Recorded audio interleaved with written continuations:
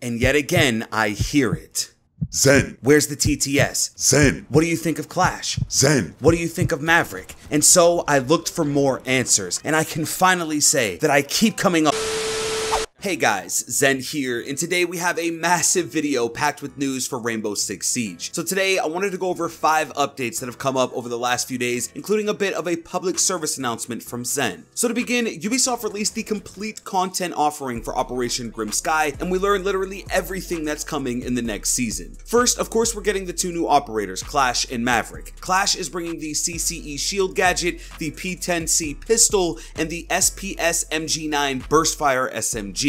Maverick, on the other hand, is bringing the Suri blowtorch, the AR-15.50 DMR, and the M4 assault rifle. We're also getting the Hereford base rework, a map buff to Consulate, and of course, the Frost Elite set. A few extras we're getting are the idle operator pick, where you'll be chosen a random operator to play with in the event you go AFK or just don't get the chance to choose your operator. The days of the recruit main are over, boys, so yes, we can all rejoice. We're also getting a hatch reinforcement change that will now allow for partial destruction, which goes back to a leak where we learned that Hibana no longer completely opens up a hatch unless all 6 pellets explode after being shot on it. Also, a big change that's coming for you console guys is dynamic resolution scaling, which will essentially lower the resolution of the game in certain areas to constantly maintain a stable 60 frames per second throughout. This will make the game generally smoother for you console guys, and you might even find it easier to aim and be accurate in places where there's a lot going on with big explosions. The last thing we learn is the map rotation for ranked and casual in the next update. And it's with pride I can say we, the community, brought Favela back into the casual playlist, and it will be available in Operation Grim Sky. Now, there aren't any changes coming, it hasn't been repurposed or reworked, but at the very least it's an option. So all I can really say is finally. Ranked is getting the addition of the Hereford base rework, as well as the changes to Consulate. With everything we're getting with Grim Sky, I honestly believe this is one of the best seasons yet, so I'm most definitely looking forward to all of this new content. Our next update is a new leak, this time for the Blitz Elite set. A Twitter post went out and it made it on Reddit with photos and even the MVP victory animation coming with the set.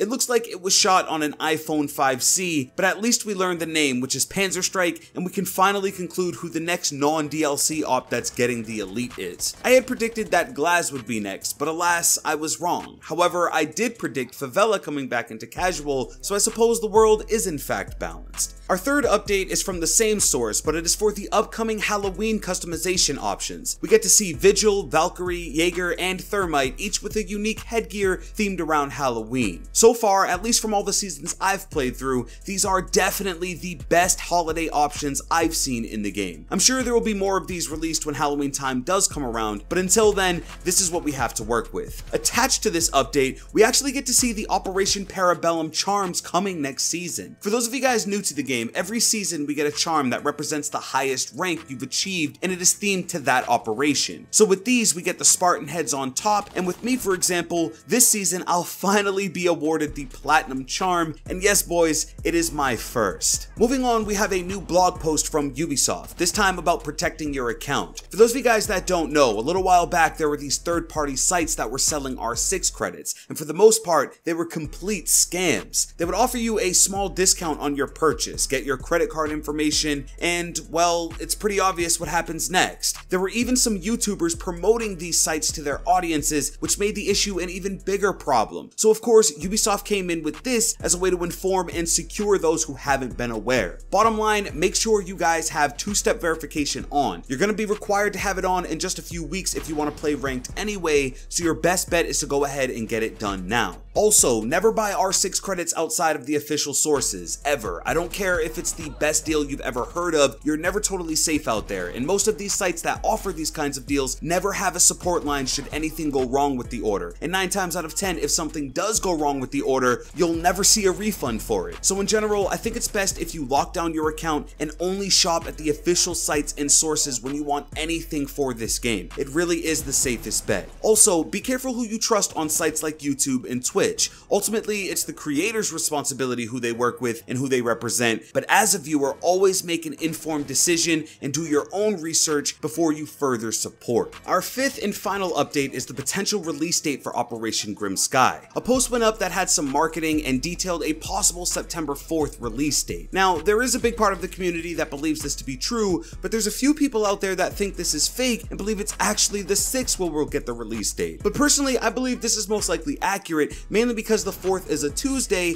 and new operations tend to always start on Tuesdays. Now, this post has since been removed, so it's possible Ubisoft took it down because they wanted to announce the release date for themselves or because it's simply the wrong date. Again, this is just a rumor and a leak, so take it with a grain of salt. Those are the updates, but I suppose now we can address the elephant in the room. Zen, where's the TTS content? Well, guys, for whatever reason, I cannot play on the test server. As you saw in the beginning of the video, I continuously get the same error every single time I try matchmaking, and since the TTS has launched, I've played exactly 4 games. Otherwise, I've been kicked from the match, or as you saw earlier, just unable to join games. Now, I do know that some people are having this issue, but I don't think it's super widespread right now, and for the most part, people are able to play just fine. Obviously, these are the kinds of reasons we have a test server in the first place, so I'm hoping Rainbow can address this soon, and I can get in and really get my hands on this new season, because like I said, as of now, it's almost impossible. But I really want to know if you're also experiencing connectivity issues on TTS, so let me know down below. But that's everything, guys. That's 5 updates for Rainbow Six Siege. Now I want to hear from you. Are you looking forward to the new Blitz Elite set, and which Operation Parabellum charm are you getting your hands on this season? Let me know everything in a comment down below. If you did enjoy this content, please drop a like and subscribe with notifications if you're new. With that being said, it's been Zen.